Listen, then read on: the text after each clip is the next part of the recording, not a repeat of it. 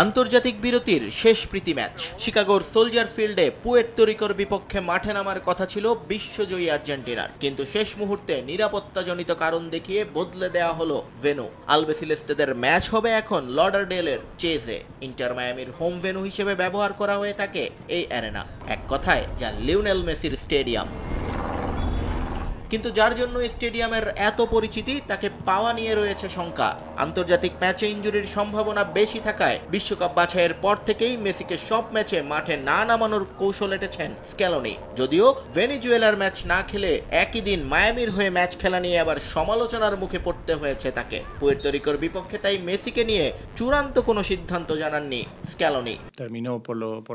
আমি এখনো তার সঙ্গে ব্যক্তিগতভাবে কথা বলিনি, তবে শনিবার আমি তার ম্যাচ দেখেছি। আমার মনে হয়েছে সে খেলার মতো ফিট আছে। অনুশীলনে সে যদি স্বাচ্ছন্দ্য বোধ করে তাহলে ম্যাচে মেসিকে দেখা যেতেও পারে, কিন্তু আমি এখন চূড়ান্ত কিছু বলবো না। এটা পুরোটাই তার সিদ্ধান্ত।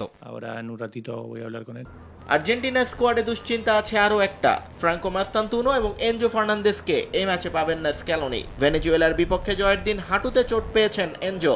দলের এক্স হ্যান্ডেলে বিষয়টি নিশ্চিত করেছে ফেডারেশন। বিশ্বকাপ বাছাইয়ে কনমেবল অঞ্চলে সবার উপরে থেকেই শেষ করেছে আকাশী নীলরা। ব্রাজিল, উরুগুয়ে, ইকুয়েডর কেউই পাত্তা পায়নি তাদের সামনে। কিন্তু বিশ্বকাপের আগে প্রস্তুতির জন্য লম্বা সময় কেবলমাত্র প্রীতি ম্যাচের উপর নির্ভর করতে হবে স্ক্যালোনিকে। সেক্ষেত্রে প্রতিপক্ষ হিসেবে ভেনেজুয়েলা পুয়ের্তো রিকোর শক্তিমত্তা নিয়ে প্রশ্ন উঠছে চারদিকে। যদিও স্ক্যালোনি আস্থা রাখছেন ফেডারেশনের পরিকল্পনাতে। পুয়ের্তো রিকো ভালো প্রতিপক্ষ।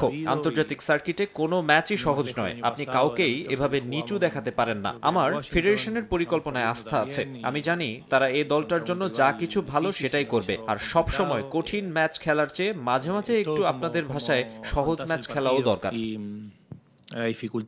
ফিফার সবশেষ র্যাঙ্কিং এ আর্জেন্টিনার অবস্থান 3 আর পুয়ের্তো রিকো আছে 155 নম্বরে। নিয়ন মুহাইমিন, সময় সংবাদ।